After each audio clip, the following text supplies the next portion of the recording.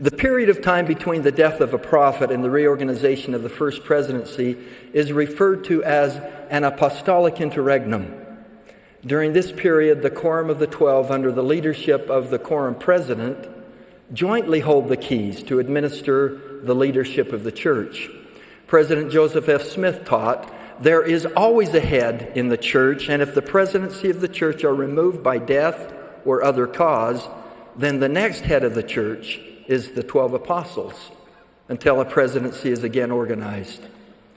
The most recent interregnum period began when President Monson passed away on January 2nd and ended 12 days later on Sunday, January 14th.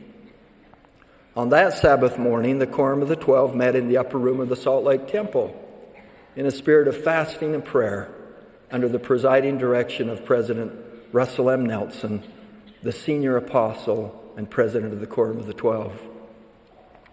In this sacred and memorable meeting, following a well-established precedent in unity and unanimity, the brethren were seated by seniority in a semicircle of 13 chairs and raised their hands first to sustain the organization of a first presidency, and then to sustain President Russell Marion Nelson as president of the Church of Jesus Christ of Latter-day Saints.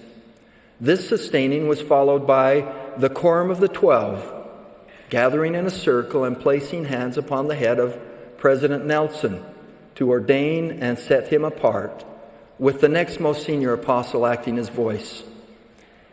President Nelson then named his counselors, President Dallas Harris Oaks, President Henry B. Eyring, with President Oaks as the president of the Quorum of the 12 Apostles, and President Melvin Russell Ballard as the acting president of the Quorum of the 12 Apostles.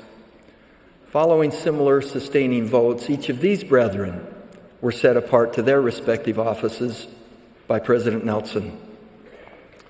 This was a deeply sacred experience with an outpouring of the Spirit.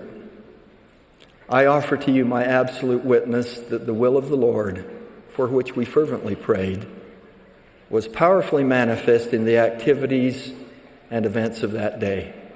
With the ordination of President Nelson and the reorganization of the first presidency, the Apostolic Interregnum ended, and the newly constituted first presidency began to operate remarkably without even 1 second of interruption in governing the Lord's kingdom on the earth.